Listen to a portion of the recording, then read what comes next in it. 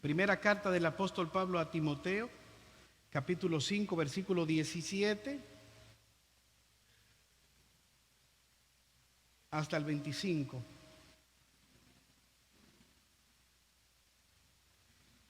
Los ancianos que gobiernen bien sean tenidos por dignos de doble honor, mayormente los que trabajan en predicar y enseñar. Pues la Escritura dice: no pondrás bozal al buey que trilla, y digno es el obrero de su salario. Contra un anciano no admitas acusación, sino con 2 o 3 testigos. A los que persisten en pecar, repréndeles delante de todos, para que los demás también teman. Te encarezco delante de Dios y del Señor Jesucristo y de sus ángeles escogidos, que guardes estas cosas sin prejuicios, no haciendo nada con parcialidad. No imponga con ligereza las manos a ninguno, ni participes en pecados ajenos. Consérvate puro. Ya no bebas agua, sino usa de un poco de vino, por causa de tu estómago y de tus frecuentes enfermedades. Los pecados de algunos hombres se hacen patentes antes que ellos vengan a juicio, mas a otros se les descubren después.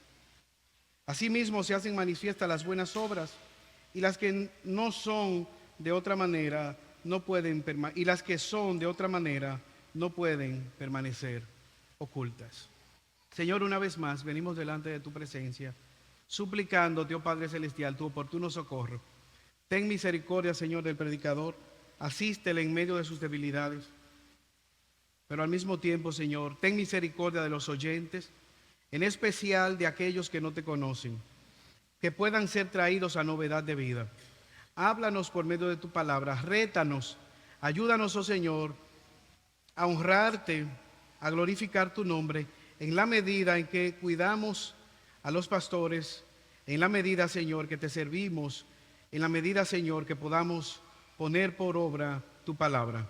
Dirígenos en este tiempo y que al final de todo lo hablado, tu nombre sea glorificado, porque te lo pedimos por los méritos de Jesús. Amén. Hace un tiempo, en el hospital donde yo trabajo, llegó un médico y él estaba algo enojado. ¿Cuál era la razón de su enojo? Él se había saltado o había cruzado un semáforo en rojo y fue detenido por un policía de tránsito, por un AMET.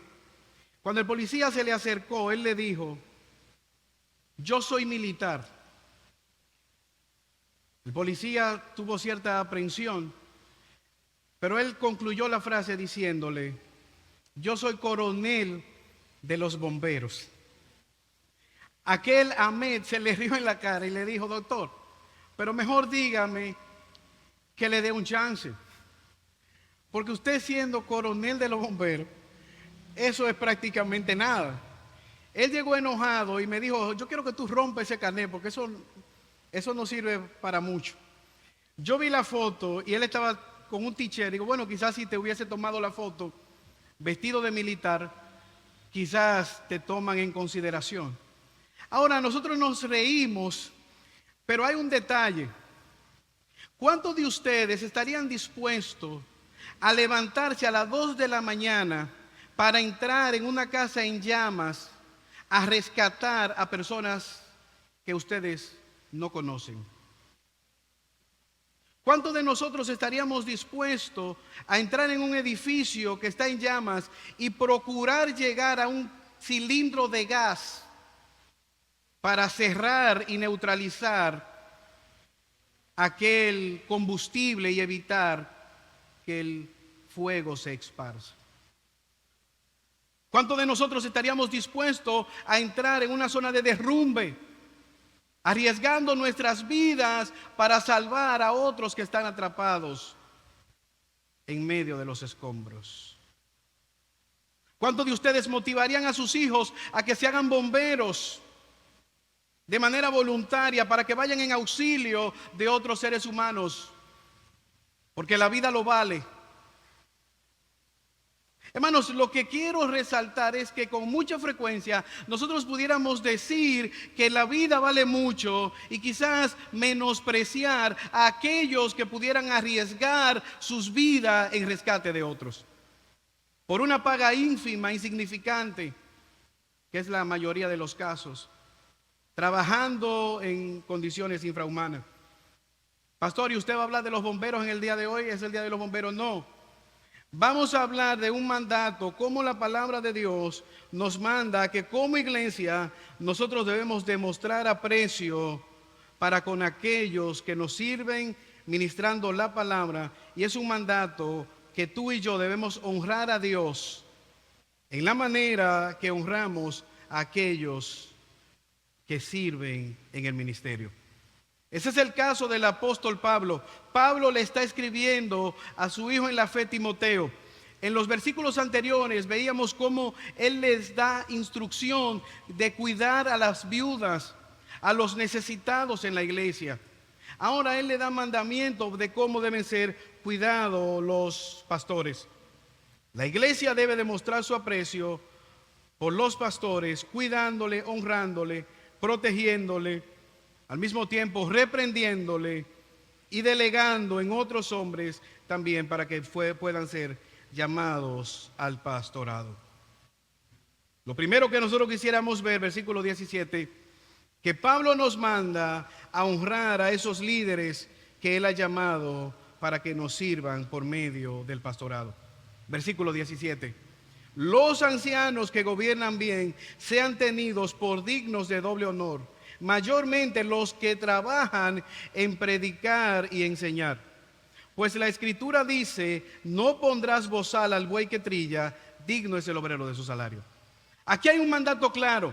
Hemos visto en las cartas pastorales cómo la palabra anciano, pastor, obispo son sinónimos y apela a una obra. Los presbíteros, los ancianos. Y mira cómo apela no solamente a un título, es un trabajo, es una obra.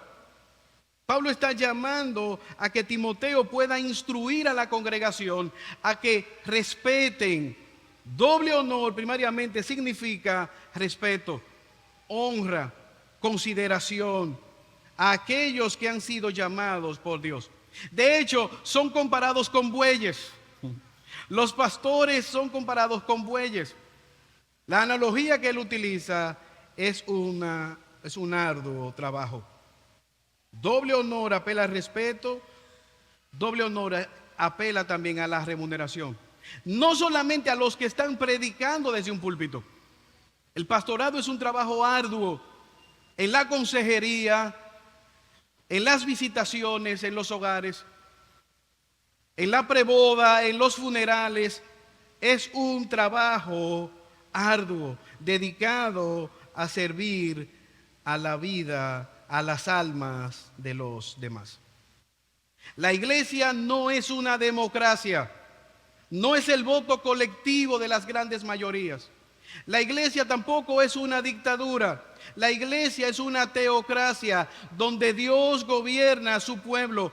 ¿Cómo hace Dios esto? ¿Cómo lleva Dios a cabo su gobierno? Él ha escogido a hombres cualificados para ponerlos a dirigir la iglesia. Tito 3 ha dado las cualificaciones.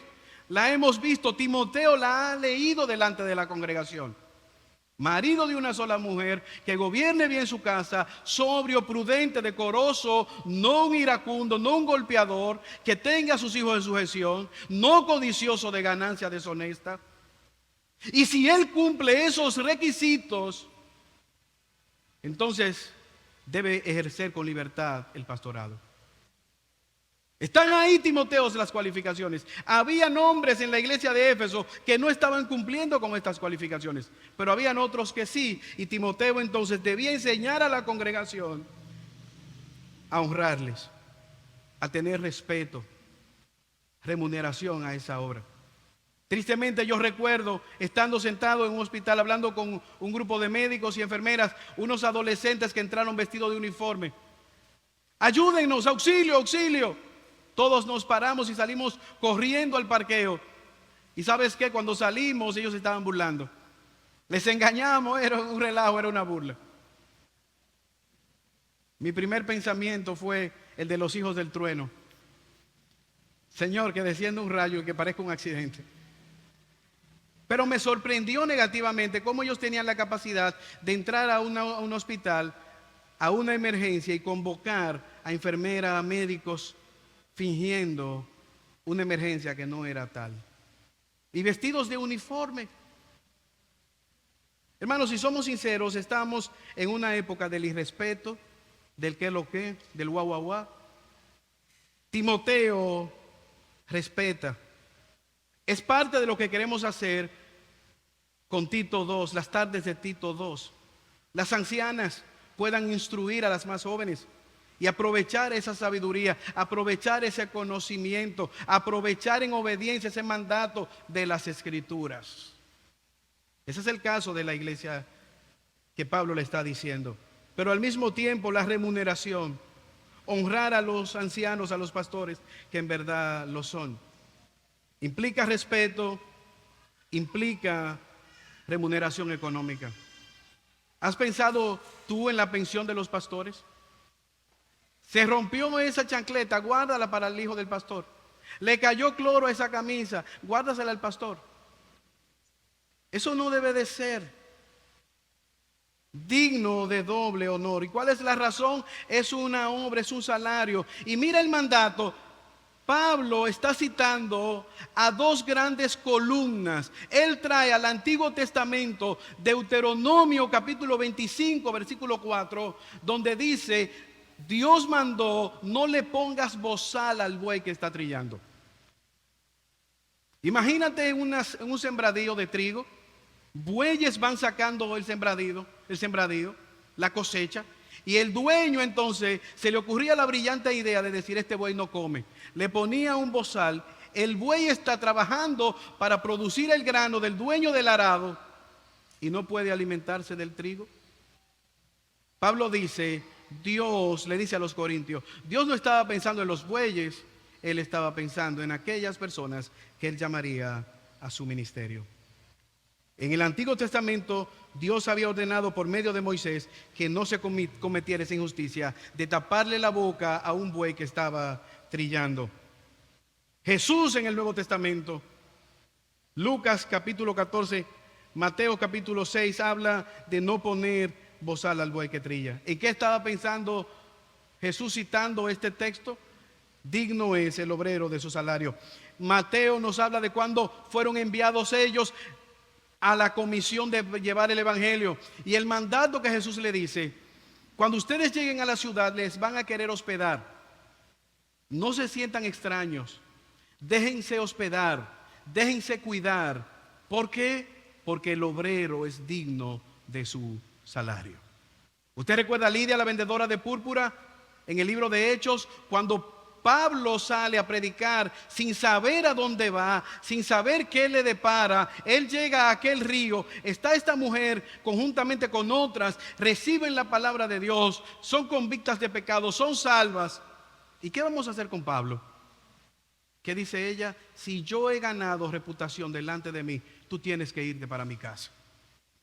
Y es ahí entonces donde ella hospeda a Pablo en su casa y es descrita como una persona que sirvió la obra del Señor. Ahora mira cómo las cualificaciones: los que gobiernan bien, los que están llamados a gobernar bien. La iglesia debe supervisar, evaluar, a la luz de las cualificaciones bíblicas ya establecido, la labor de los pastores. Son cualificaciones ya establecidas. Timoteo estaba bajo esas cualificaciones que vimos en el capítulo 3. ¿Es un buen líder? ¿Lo define? Ahora, ¿qué es un buen líder? Es una buena pregunta. ¿Qué es un buen pastor? ¿Es un CEO de una empresa? ¿Es una persona carismática? ¿Qué es un buen pastor? La Biblia lo define. A veces ser un buen pastor implicará una reprimenda, que te llame la atención, que te diga quizás lo que tú no quisieras escuchar, que te amoneste. Era el caso de Timoteo. Él tenía dificultades, habían personas que quizás no querían escucharle, pero Timoteo tenía un compromiso con las Escrituras. Y por lo tanto, la iglesia debía cuidar de él. Esto cobra repercusión para nosotros al día de hoy, porque la palabra de Dios más adelante en 2 Timoteo dice que en los postreros tiempos aparecerán personas que, diciéndose creyentes, amontonarán falsos maestros que les rasquen el oído, que le digan: tú tienes un campeón dentro de ti, descúbrelo. ¿Sabes qué? Dios está dispuesto para darte todo lo que tú quieras. ¿Sabes qué? No importa cómo tú vivas, siempre y cuando tú tengas una relación emocional entre Dios y tú. Amontonarán estos tipos de maestros que les rasquen el oído, que no se metan mucho en sus vidas. Quizás vendrán a la iglesia con la intención de unas palabras motivacionales, inspiracionales. Timoteo, sé un buen pastor. Aquel que puede ver la oveja jugando con el lobo y se mete en el medio. Aquel que ve la oveja llena de lodo y la llama para que se lave y la ayuda a limpiarse. Aquel que ve la oveja caminando en el barranco y la busca y la rescata. La Biblia nos habla a nosotros de oveja. No hay un animal más torpe que una oveja. Y con eso nos compara las Escrituras. Necesitamos el cuidado de los pastores. ¿Qué demanda las Escrituras? Respeto, cuidado, honra, compensación económica, cuidado de sus necesidades.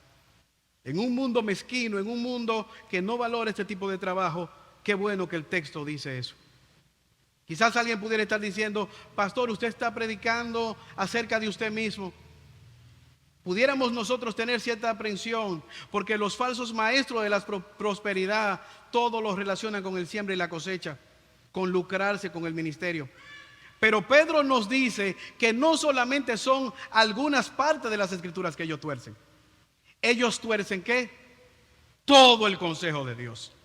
Los falsos maestros no solamente tuercen una parte, ellos tuercen todas las Escrituras. La iglesia debe cuidar a sus pastores velando por sus necesidades. Y lo hacen con respetándoles, lo hace también de manera económica, con una compensación. Digno es el obrero de su salario. Pero al mismo tiempo la iglesia debe de cuidar de sus pastores, cuidando de su testimonio. Versículo 19. Contra un anciano no admitas acusación, sino con 2 o 3 testigos. A los que persisten en pecar, repréndelos delante de todos, para que los demás también teman. Versículo 21. Te encarezco delante de Dios y del Señor Jesucristo y de sus ángeles escogidos, que guarde estas cosas sin prejuicios y no haciendo nada con parcialidad. ¿Cómo debía cuidar la iglesia a sus pastores? Cuidando también de su reputación. ¿Alguien quiere decir algo? Acusación en contra de los pastores. Se ha establecido desde el Antiguo Testamento 2 o 3 testigos. ¿Usted quiere decir algo? ¿Usted sabe si eso es verdad? No, yo no sé si es verdad. Hermano, no lo diga. ¿Usted ha visto cómo se detracta la reputación de las personas? En las redes sociales, en los periódicos, de manera digital, y se promueve todo eso. Y después sale que es mentira. Pero ya corrió como pólvora. Timoteo, no permitas que se levante una acusación, sino con 2 o 3 testigos. Usted va a decir algo del pastor, dígalo, pero venga fulano y fulano, 2 hermanos más. ¿Por qué? Porque después esa persona dice: donde digo Diego. Y ya se corrió el rumor. Usted puede sostener lo que usted está diciendo. ¿Usted está en la disposición de mantener eso? Sí, yo lo afirmo. ¿Para qué, hermano? Para no detractar, para no menospreciar. Usted recuerda lo que dijo Gamaliel cuando Cristo fue crucificado. Nosotros hemos matado a uno tal Teudas, que se decía ser el Cristo. Fue matado y fue decapitado la cabeza. Inmediatamente el rebaño fue disperso. Hemos matado a Jesús, y si esto no es de Dios, se va a disuadir.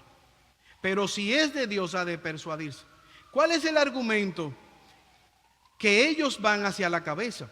Por eso levantaron falsos testimonios, hombres impíos que levantaron calumnia contra Cristo. Como iglesia nosotros debemos velar por el testimonio, la reputación de los pastores. Eso no significa que nadie pueda acusarlo. Lo que tiene que estar seguro de que sea un pecado, que tiene que ser en boca de 2 o más testigos. Déjame ilustrarlo de la siguiente manera. Hay una universidad en Santiago.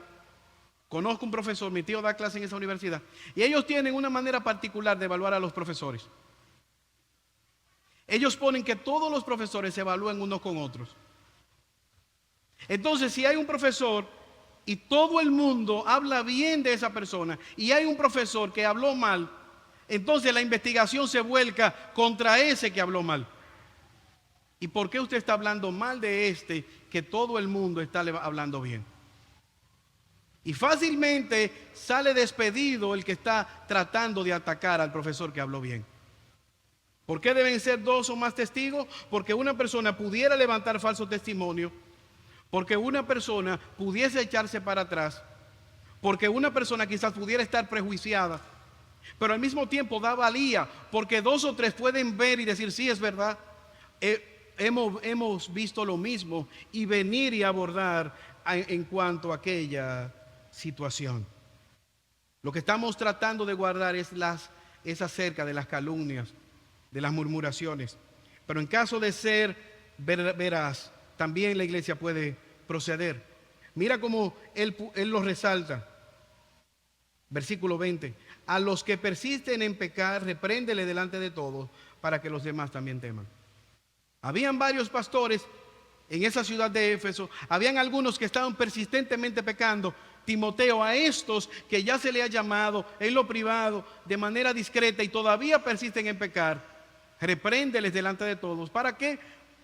Para que los demás entonces también tengan temor. Hermanos, nadie está por encima de las Escrituras. No estamos diciendo aquí que los pastores de esta congregación estamos por encima de la congregación o por encima de la Escritura. No. Lo que estamos diciendo a la luz de esta verdad es que el parámetro son las Escrituras, el protocolo son las Escrituras. Ahora yo te pregunto en esta mañana, ¿cuál es el compromiso que tú tienes con las Escrituras? ¿Qué tan en serio te tomas tú el pecado? Mira cómo Pablo puede instruir a Timoteo, aún a los pastores que se han llamado al arrepentimiento. Hermanos, ¿por qué nosotros predicamos? ¿Por qué cantamos? ¿Por qué levantamos cántico al Señor? ¿Por qué evangelizamos? Es para novedad de vida, es para andar en luz, para apartarnos del pecado. Timoteo, aún a aquellos que no están guardando el testimonio, llámales al arrepentimiento. Pero hay un principio, hermanos. No te involucres en chismes. No te involucres en contienda. Tú tienes algo que decir contra un hermano, ve directamente en amor y llámale. Te hizo caso, ganaste a tu hermano. No te hizo caso, busca a otro hermano maduro. No para contender, no para chismear, para ganar al hermano. Eso no te lo digo yo, te lo dice Jesucristo, Mateo 18, el protocolo de Jesús. Pero se requiere para eso valentía. Es más fácil hablar desde las tinieblas, es más fácil hablar desde la oscuridad. Mira cómo Pablo puede motivar a Timoteo. Timoteo, yo te conjuro, yo te motivo, yo te encarezco delante de Dios. Versículo 21. Mira cómo Pablo está llamando a Timoteo delante del tribunal de Dios. Timoteo, delante de Dios, delante de Cristo, delante de los ángeles. Guarda estas cosas sin prejuicio, no haciendo nada con parcialidad. Timoteo, ejercita el ministerio con limpia conciencia. Llama a los hermanos al arrepentimiento. Recuerda que tú estarás delante del tribunal de Dios. Recuerda la sangre de Cristo. Recuerda el tribunal de los ángeles que están mirando nuestro conducir en esta tierra. Llama al arrepentimiento. Hazlo con una limpia conciencia, no con favoritismo, no con parcialidad, teniendo como carta magna las Escrituras. No un capricho, no un deseo, que el margen sea lo que es el pecado. Hermanos, ¿puedes tú ver en este pasaje qué tan en serio se toma Dios el pecado? ¿Con qué seriedad se toma Dios el pecado en nuestras vidas? ¿Con qué seriedad nosotros debemos obedecer las Escrituras? ¿Has pensado tú que puedes ser un instrumento de Satanás para traer división, cizaña a la iglesia local? La contienda, el chisme, la murmuración no proviene de Dios. Por eso es un mandato a que nosotros cuidemos a los líderes, a los pastores, guardando su reputación, guardando el testimonio. El diablo es el detractor, el que busca defraudar, detractar a los santos, a los hermanos, defraudar. No debemos nosotros, como dice Santiago, utilizar nuestra lengua para adorar a Dios y con esa misma lengua levantar falso testimonio contra el hermano. Timoteo, cuida el testimonio de los pastores, cuida el testimonio de la congregación. Pero vemos un tercer elemento. Repréndeles a aquellos que son impenitentes. Llámale públicamente. Dilo a la iglesia, tráelo delante de la iglesia.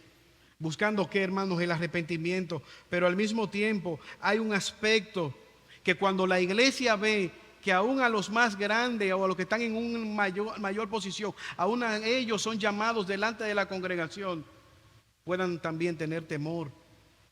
Esto debe ser hecho siempre con un espíritu de mansedumbre, como dice Gálatas capítulo 6. Pero todos nosotros, los unos a los otros, llamándonos en amor y en arrepentimiento. Vemos cómo la iglesia es edificada cuando las ovejas aman a sus pastores también, cuidándoles y llamándoles al arrepentimiento. Pero esto nos hace meditar en lo que es el Evangelio, esa buena noticia que nos trae a revelación, a novedad de vida. Por los méritos de Cristo, por la obra de Cristo en la cruz del Calvario, nosotros tenemos perdón de nuestros pecados.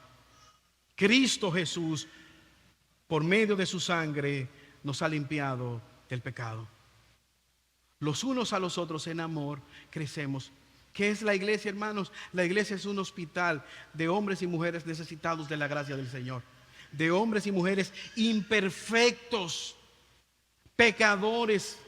¿Quiénes son los pastores? Hombres imperfectos, pecadores, necesitados de la gracia, que están sirviendo en esa posición única y exclusivamente por la misericordia de Dios, que están siendo sostenidos únicamente porque Dios es fiel. Timoteo debía fomentar un ambiente de amor, de perdón, de misericordia, de llamamiento al arrepentimiento, de restauración. Finalmente, la iglesia cuida a sus pastores, cuando también puede seleccionar líderes piadosos que puedan servirles. ¿Cómo lo hace? Versículo 22. No impongas con ligereza las manos a ninguno, ni participes en pecados ajenos, consérvate puro. Ya no bebas agua, sino usa de un poco de vino, por causa de tu estómago y de frecuentes enfermedades. Verso 24, los pecados de algunos hombres se hacen patentes antes que ellos vengan a juicio, mas a otros se les descubren después. ¿Qué le está diciendo Pablo a Timoteo? Timoteo, al escoger otros hombres, no lo hagas ligeramente. No impongas la mano ligeramente. Investiga, ve el carácter de estos hombres. No dejes de hacerlo, pero al hacerlo, hazlo con cautela. No te involucres en esos pecados ajenos, porque hay algunos cuyos pecados están ocultos y han de salir a la luz en algún momento. Hay otros que por sus pecados ya le anteceden y no podrán ser electos al pastorado. Mantente puro. Es parte de la misericordia de Dios para con la iglesia dar dones. Timoteo, hazlo, pero con cuidado. Timoteo, identifique esos hombres fieles, pero hazlo con cuidado. No solamente viendo la necesidad. Me llama la atención como en el libro de Hechos 6 hay una necesidad, servir a las mesas. Pero cuando ellos van a buscar a estas personas, buscan hombres que estén llenos del Espíritu Santo, que sean de buen testimonio delante de Dios y también delante de la congregación. Y encontraron estos hombres, 7 hombres piadosos, dentro de los cuales estaban Esteban, que fue el primer mártir. Mira cómo dice: los pecados de algunos hombres se hacen patentes antes que ellos vengan a ser evaluados, mas otros se les descubrirán después. Hermanos, aquí hay un principio: ningún pecado quedará oculto delante de Dios. Por lo tanto, el llamado es: ahora que hay oportunidad, ven a Cristo y confiésalo. Ahora que hay misericordia, ven a Cristo y confiésalo. Ahora que el Señor te llama al arrepentimiento, aprovecha lo que Él te está llamando y ven a Cristo en fe y arrepentimiento. Señor, perdona mis pecados. Es un llamado a los pastores primariamente, pero es a todo creyente. A mí me llama la atención cómo en la mesa del Señor Pablo le dice: pruébese cada uno y coma, participe de la mesa. ¿Por qué? Porque cuando tú te examinas y ves el pecado en tu vida, ¿qué debemos nosotros hacer? Arrepentirnos. ¿No se supone que como creyentes amemos más el pecado que el perdón y la misericordia que nos ha sido extendida? ¿Qué vemos en el pasaje? ¿Cómo es llamado al arrepentimiento? Estos hombres son llamados a venir a confesar el pecado, pero si no lo hace, Timoteo, espera, investiga. No solamente las cualidades externas, los dones de oratoria, la casa, la familia, el hogar, esas cualificaciones que Él le ha dado.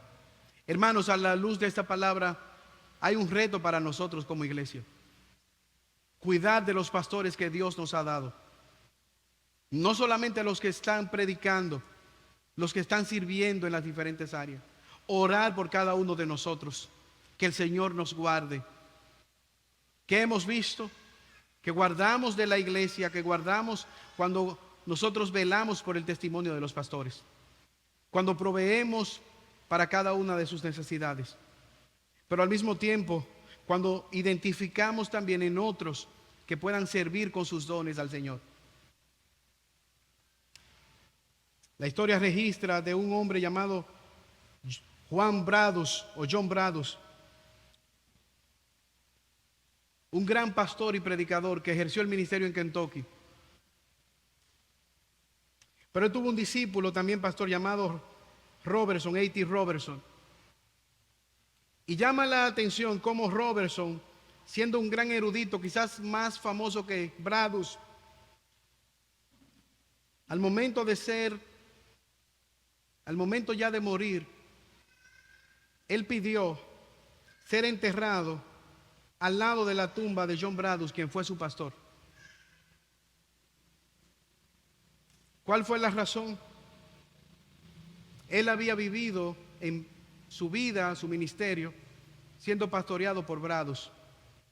Él quería morir y ser sepultado a la sombra de aquel hombre que le había discipulado. Debe ser un reto para cada uno de nosotros, hermanos, vivir a la sombra, no simplemente de uno de los pastores, vivir a la sombra del madero, vivir a la sombra de la cruz, vivir a la sombra del ministerio de Cristo en nuestro favor. Era un reto para la vida de Timoteo. Pablo les reta delante de Dios y de Jesucristo que pueda guardar estas cosas. Sigue siendo un reto para cada uno de nosotros, que podamos honrar las Escrituras en la medida que valoramos a aquellas personas que nos sirven con la palabra del Señor. La manera como lo hacemos, guardando el testimonio, guardando la reputación de esas personas, cuidando también, como hizo Pablo, de la salud en el caso de Timoteo, pero al mismo tiempo proveyendo económicamente para sus necesidades. Que Dios nos ayude y que podamos nosotros seguir siendo una iglesia bíblica que demuestra su aprecio y su valor a la palabra de Dios en la medida que cuida a aquellas personas que nos pastorean, que nos sirven con la palabra. Oremos. Señor, te alabamos y te bendecimos y te damos gracias por tu palabra. Gracias, oh Padre Celestial, porque tu palabra trae luz a nuestras vidas. Gracias, oh Señor, porque tú guardas de tu pueblo, de tu rebaño. Tú provees para las necesidades de tu pueblo. Ayúdanos, oh Señor, como iglesia a ser bíblicos en las medidas, Señor, que guardamos tu palabra.